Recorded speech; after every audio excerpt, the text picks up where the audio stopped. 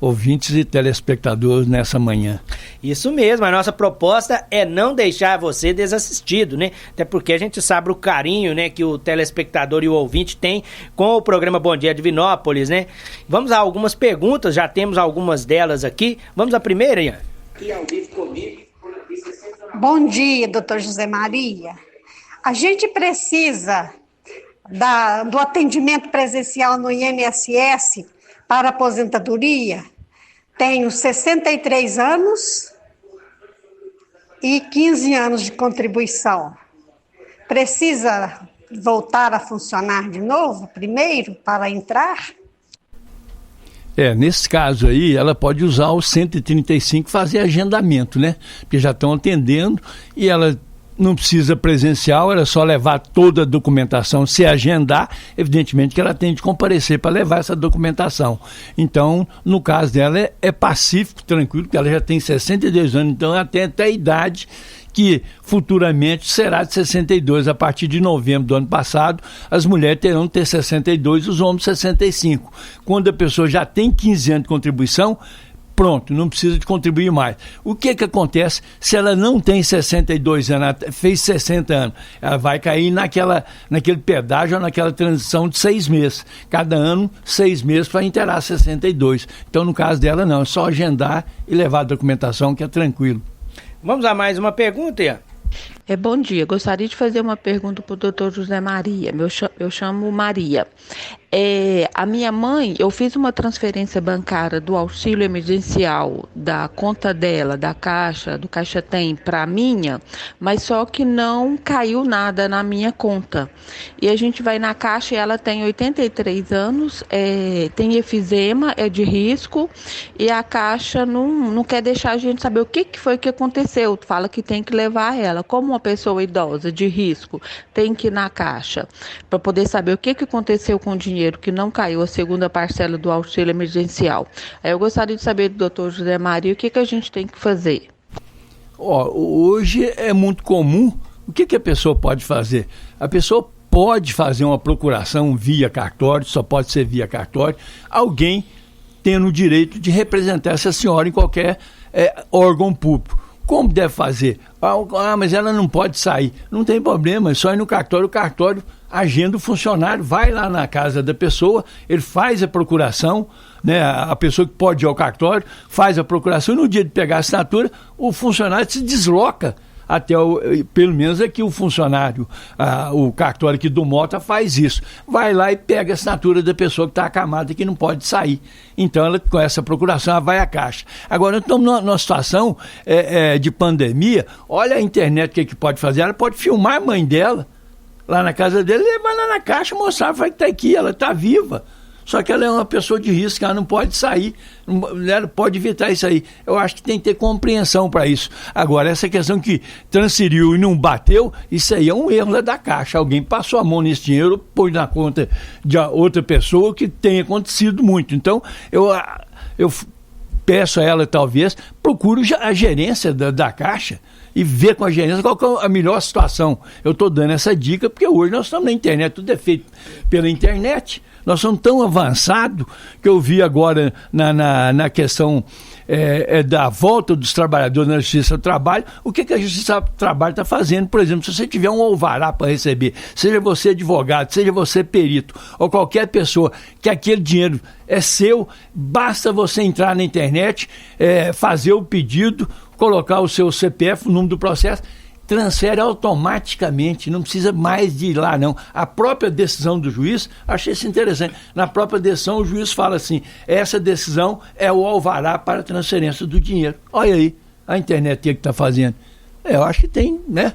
É uma dica que eu estou dando. E uma dica importante aí para os ouvintes e para os telespectadores, quando eles forem fazer qualquer movimentação no aplicativo Caixa Tem, por exemplo, pagamento, transferência, logo depois do procedimento, eles dão ali da mesma forma de um extrato, né? Um comprovante. Um comprovante, né? Tem que salvar aquele comprovante. Ele é importante, né, doutor Zé Mário? Senão a pessoa não tem como provar, exatamente, né? É um perigo. Nós estamos aí numa situação que está tendo fraude aí, né? Já acharam a fraude ali em São Paulo, que a menina que trabalhava lá numa lotérica ganhava R$30 para cada senha que ela dava para benefício fraudado. Quer dizer, a pessoa tirava o benefício, ela ganhava R$30.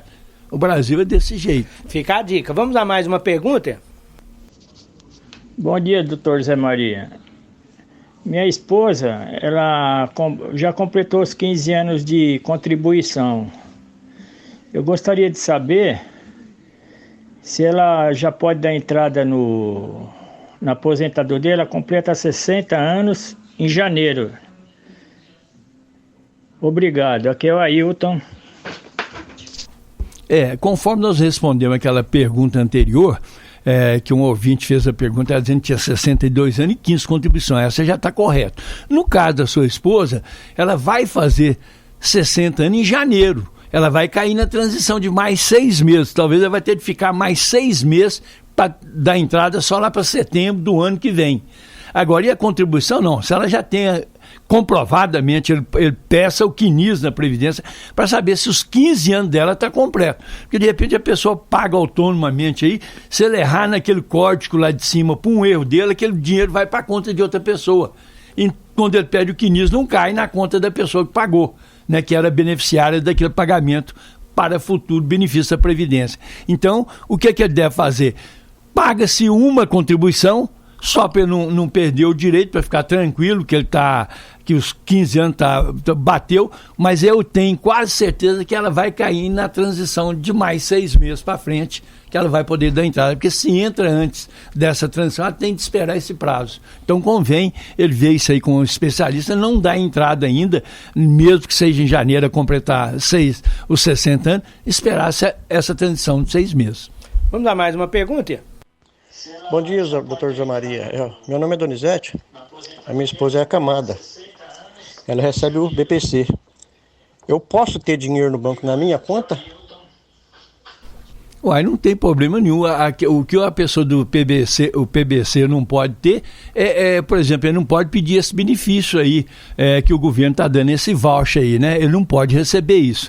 Ele também não recebe 13º, ele só recebe o salário. Nesse caso não há problema nenhum. Aí, se ele quiser abrir uma conta e botar o dinheiro, não tem problema nenhum. Ele vai guardar o dinheiro, às vezes ele não precisa de gastar, isso aí não há impedimento nenhum. Vamos a mais uma pergunta, é o Leandro, doutor Zé Maria, ele está dizendo o seguinte, primeiro, muito obrigado, viu, Leandro, pela participação aqui no Bom Dia. Ele está dizendo que está afastado porque fez uma cirurgia na coluna há cerca de 4 meses. Ele fez uma perícia com relatório e atestado médico no dia 3 de agosto. Até hoje está em análise, né? Tem mais de 2 meses que ele não recebe. Aí ele quer saber o que pode fazer nesse caso. Nesse caso aí, o que deveria ter feito? Às vezes ele poderia ter antecipado pedindo que a Previdência continuasse a pagar ele o benefício, porque ele está afastado. Ele vai ter de esperar essa decisão. E como é demorado, às vezes eu aconselho ele aí, às vezes até entrar em juízo para ele ter o direito de receber esse pagamento aí, até que a perícia definitivamente vai decidir. Pode ser que decida até contra ele, mas ele tem a necessidade de continuar afastado pelo incômodo da cirurgia que ele sofreu. Então esse relatório médico, essa documentação que ele tem, os atestados, o remédio que ele está tomando, tudo isso ele deve guardar com carinho, porque isso vai fazer parte de um processo administrativo, porque se for indeferido o pedido dele, ele pode entrar com o pedido administrativo, tem 30 dias depois do indeferimento para fazer o recurso à junta recursal em Belo Horizonte. Caso ele perca na junta recursal, aí ele vai ter de arrumar um advogado para recorrer judicialmente. Mais uma pergunta, é a Sônia, obrigado, viu, Sônia? Ela quer saber o seguinte, doutor Zé Maria, ela está dizendo que tem uma empresa, está com uma dívida com o banco e com outros lugares. Aí ela recebeu uma intimação para entregar a carteira de motorista. Confiscar a carteira de motorista é certo nesses casos? Aí tem de ver o que foi esse tipo que confiscou essa carteira. Se foi algum processo, foi uma determinação judicial, porque só por determinação judicial a pessoa pode perder um documento dessa condição. Ou se às vezes ela cometeu uma infração de trânsito aí, que ela, por ponto, deve ter perdido essa carteira, porque ela não diz por quê e nem se é algum processo.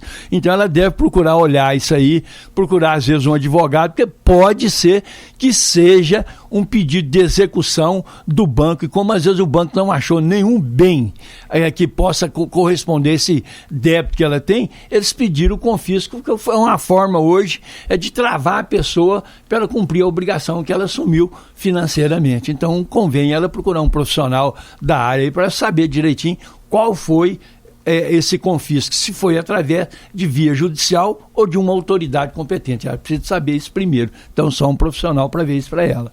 Vamos a mais uma pergunta? Doutor Zé Maria, bom dia. Eu aluguei um imóvel, só que antes de alugar eu assinei os documentos, né, o contrato e tudo. Só que depois de assinado o contrato, a menina falou que eu tinha que ir na CEMIG resolver o problema para fazer negócio de titularidade para passar pro meu nome. Só que meu nome estava em pendência. E eu falei com ela, se ela me avisa antes, eu não alugava o imóvel, sabe? Aí eu tô com pendência na CEMIG, eu não pude. Aí falei com ela, ela inventou um bocado de história, que eu tinha que arrumar parente, fulano, cicrano. Eu falei, não vou arrumar ninguém não, o imóvel é seu, pelo menos isso aí, né? Não é questão de não pagar, não, arrumo, porque a conta chegando aí eu pago. E nisso eles cortaram a luz, eu mudei do imóvel. E tem que pagar a conta, quebra de contrato, já que o motivo que eu mudei foi sem luz. Eu fiquei 15 dias no imóvel sem luz e ela não resolveu. Aí mudei, eu vou morar no escuro. E é certo pagar a quebra de contrato, doutor Zé Maria? Eu entendo que não, né? Aí houve um motivo anterior que impediu que esse contrato fosse realizado. Ele foi, você fez o contrato, mas na realidade você não usufruiu do imóvel. Então eu acredito que é bom senso para resolver isso aí. Caso não resolva, eu acho que você que está na situação pior aí, você deva procurar o juizado especial e entrar com um pedido lá, fazendo para rescindir esse contrato baseado nesse motivo justo que você tem, que você não poderia transferir a conta para o seu nome porque você tem pendência, e aquele valor que você entende que é devido, que é da conta que você usou, você paga aquilo, mas você deve entrar na justiça, porque senão a empresa pode entrar pedindo essa quebra e pedindo o pagamento da multa. Não é justo, digo mais, essa multa não é justa pela situação que ocorreu. Como nós estamos na pandemia, a situação pode te ajudar bem aí. Vamos à última pergunta de hoje. Bom dia, Flaviano, bom dia, doutor Zé Maria. A minha pergunta é, eu sou uma paciente que sofro com doença crônica, com urticária. E por causa dessa doença, eu não paro em serviço nenhum. Eu estava empregado o ano passado, me dispensaram esse ano. E eu já paguei um advogado para poder estar agilizando um remédio que custa R$ 2.500 cada uma, injeção. E eu preciso tomar 2 por mês pro resto da vida. O que eu devo estar fazendo para eu poder ficar no serviço? Porque ninguém me quer no serviço. E além disso, ainda estou com nódulos na mama. O último agora que eu fui fazer um teste, aí eu não passei no teste porque eu tive que ir no médico e eles me dispensou. O que eu posso estar fazendo com esses casos? Aí eu vejo duas situações. Primeira situação, é preciso saber se essa doença que você tem é impactante para que você não possa trabalhar. Eu acredito que não, que é uma doença que a pessoa tem tratamento, ela vai tratando e ela pode continuar trabalhando tranquilamente. O que estão fazendo com você é uma discriminação. Isso aí está discriminando, mas como você não consegue emprego, se você conseguir um emprego e for dispensada por causa da doença, aí não. Aí você tem direito de garantia do emprego e até de entrar na justiça, porque é discriminativo, não pode fazer isso. Eu aconselho você a ver esse tratamento, um relatório médico dizendo que você tem capacidade para trabalhar, que isso não atrapalhe o seu serviço. E é o único jeito que você tem de fazer. E com relação ao remédio, você tem de entrar na justiça e pedir que a justiça determine um órgão público aí, municipal, estadual, federal, que pague esse remédio seu, porque enviar para a pessoa da sua condição pagar isso se você necessita desse remédio. É o que eu posso te dizer na sã consciência dessa doença sua, que eu não sou médico, não conheço, mas eu sei que ela é meio complicada, porque eu já tive um princípio disso aí também. Doutor Zé Maria, gostaria de agradecer sua presença aqui mais uma vez no Bom Dia Divinópolis. Muito obrigado, viu? Um bom dia para todos os nossos ouvintes e telespectadores e até a próxima sexta-feira, se Deus quiser. Se não tiver nada, a gente volta na sexta que vem. É na sexta mesmo. Muito obrigado, viu, doutor Zé Maria?